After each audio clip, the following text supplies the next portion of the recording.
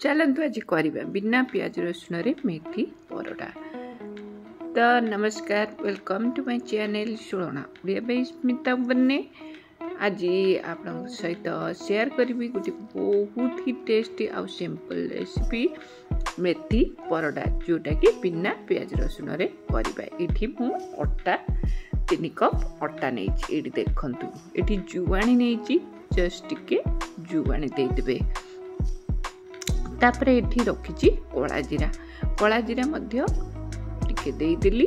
एबे लूण देली, एठी देखंतु लंका गुंड देइछि आउ हळदी गुंड मध्य टिके देइ देइछि।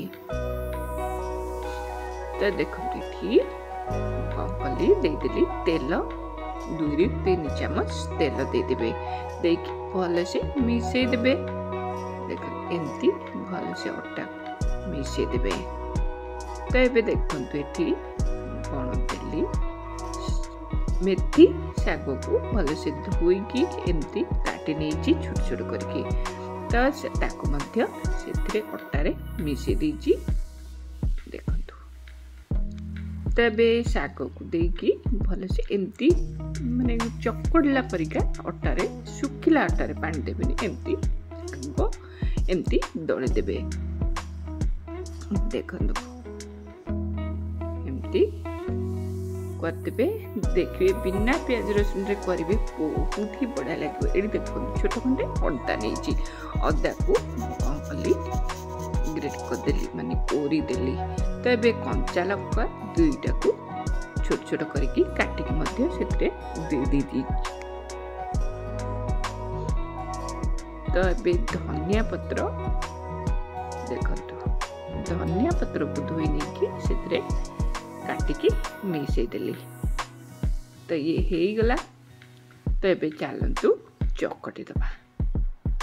तो देखो जमती अटा चकड़ती ताकू पानी दे देकी चकड़े। जदि टिके गरम पानी देबे, उषुम पानी नक उषुम करके पानी देकी चकड़े, ताले डोटा बहुत ही बढ़िया हम।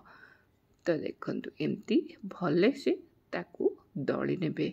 आम तेल तो दिया है, तो एमती भल से दଳି नेबे। तो ये देखंतु एमती हो गला हमर चकटा। ताकू जदि सांगे सांग करके खाइबे, नले 20-30 मिनिट ताकू कभर करके रखिदेवे, तापरे करिवे। देखंतु केते बढ़िया से हेछि। तेबे ये तो रेडी हो गला हमर। तो ये चलतु करवा परोटा। तो देखंतु केते बढ़िया से हो जाइछि। याकू समस्ते करि परिबे आ फटाफट मध्य हेइ जिवो। तो आपण माने एमती निश्चिंत करिवे। आ जदि करिवे खाइबे भल लागला तो निश्चिंत गोटे लाइक करिवे, शेयर करिवे आ सब्सक्राइब करिया जमा भी भूलिबेनी। तो ये देखंतु आमर तो रेडी हो गला। तो बहुत सिंपल अच्छी, एमती करिवे खाइबे। तो ये देखंतु ये तो आम बेली देली। तेबे चलतु परोटा सेकी दबा। तेमती टिके पतला बेसी करिवेनी, टिके मोटा करिवे। देखिए बहुत ही बढ़िया हम। तो जदि आपण रसुण प्याज पकेया चाहूँगी तो रसुण और प्याज को छोट छोट काटिकी अटा चकड़ला बेले पकेदेवे, पकईकी चकड़े। तो ये देखंतु आकू बटर हो कि घी हो करिवे कि तेल मध्य करिवे। तो बटर टी कले टेस्टा भल लगे। तो देखंतु ये रेडी हो गला हमर मेथी परोटा।